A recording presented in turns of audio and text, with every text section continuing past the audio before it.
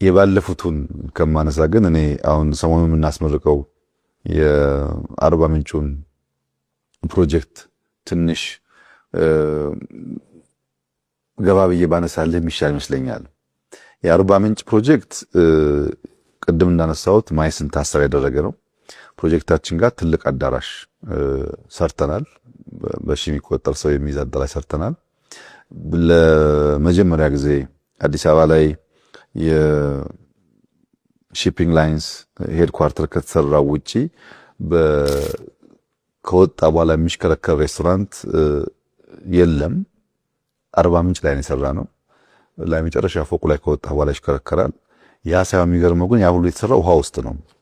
እዛ ሐይቅ ውስጥ ነው ገብተህ ወደ ላይ የሚወጣው የሚሽከረከር ሬስቶራንት የተሰራው። ከኤርፖርት 5-6 ኪሎ ሜትር ነው። ከኤርፖርት ጋር በጥሩ መንገድ ተገናኝቷል። በጣም ብዙ የላንድስኬፕ ስራ ተሰርቷል።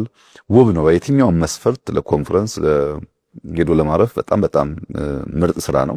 እንግዲህ የኛ ስራ ብቻ ግን አይደለም። አርባ ምንጭ በጣም ሰፊ ሊጎበኝ የሚችል አስደናቂ ተፈጥሮ እና በጣም ሰላም የሆነ ህዝብ ያለበት ከባቢ ነው።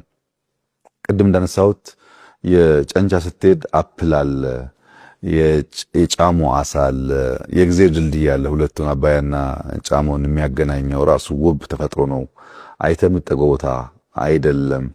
በነጭ ሳር ፓርክ የሚገኙ የሰው አይኔስ ቆርኬ፣ የተለያዩ አዋፋት ዝርያዎች አሉበት። ዜብራዎች ማየት ትችላለህ ነጭ ሳር ጋር ሄደ።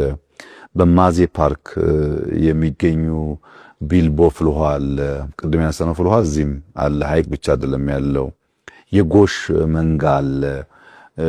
ባለጥቁር ጋሜ አንበሳ የብላክ ላይን የምንለው እዛ አካባቢ አለ። ብዙ ነገር ነው ያለው። ልዩ ልዩ ወንዞች አሉ አርባ ምንጭ አካባቢ። ለምሳሌ የማዜ ወንዝ አለ፣ የባሶ ወንዝ አለ፣ ሃሬ አለ፣ ኩሉፎ አለ፣ ሲሌ አለ፣ ሴጎ አለ፣ ሌማሴ አለ። ብዙ ናቸው ምንጮቹ፣ ብዙ ናቸው። ተራራው አስደማሚ ነው። የዱር እንስሳት አስደማሚዎች ናቸው። ከዛ ደግሞ ህዝቡ በጣም ይደንቅ ነው።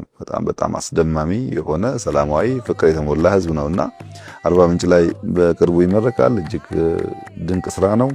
አንተም እስካሁን ብዙዎቹ እንዳየህ አውቃለሁ። ያላየኸው ስራ ይመስለኛል። እኛም እየተማርን እየተሻሻልን ስለሆነ ወደ ኋላ የመጡ ስራዎች ደግሞ ከዚህ ቀደም የምናጎላቸው ነገሮች እየሞሉ የመጡ ናቸው።